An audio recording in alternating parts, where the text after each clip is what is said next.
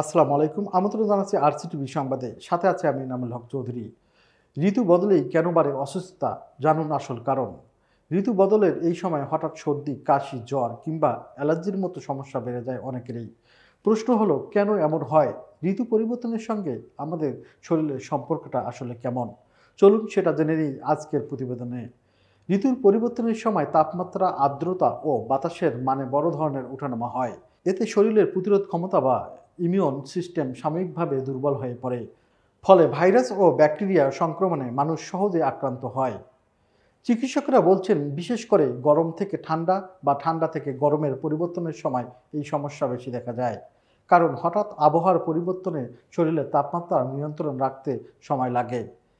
এতে সর্দি, কাশি, ইনফ্লুয়েঞ্জা এমনকি অ্যালার্জি ও অ্যাজমার ঝুঁকি বেড়ে যায়। বিশেষজ্ঞদের মতে ছোট শিশু, বয়স্ক মানুষ এবং যাদের আগে থেকেই শ্বাসযন্ত্রের সমস্যা বা ডায়াবেটিস আছে তাদের জন্য ঋতু পরিবর্তনের সময়টা সবচেয়ে ঝুঁকিপূর্ণ।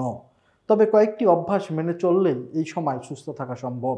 সেগুলো হলো পর্যাপ্ত পরিমাণ পানি পান করা, পুষ্টিকর খাবার খাওয়া, ভিড় এড়িয়ে চলা, পর্যাপ্ত ঘুমানো এবং ঘরের বাইরে বের হলে মাস্ক ব্যবহার করা। ঋতুর পরিবর্তন প্রকৃতির স্বাভাবিক নিয়ম, কিন্তু এই সময়টা একটু সচেতন থাকলেই এড়ানো যায় নানা অসুখ বিসুখ। তাই বদলে যাওয়া আবহাওয়ার সঙ্গে বদলে নিন আপনার জীবনযাপনও। স্বাস্থ্যের সুরক্ষা আমাদের নিজেদের হাতেই। সতর্ক থাকলেই সুস্থ থাকা যায়।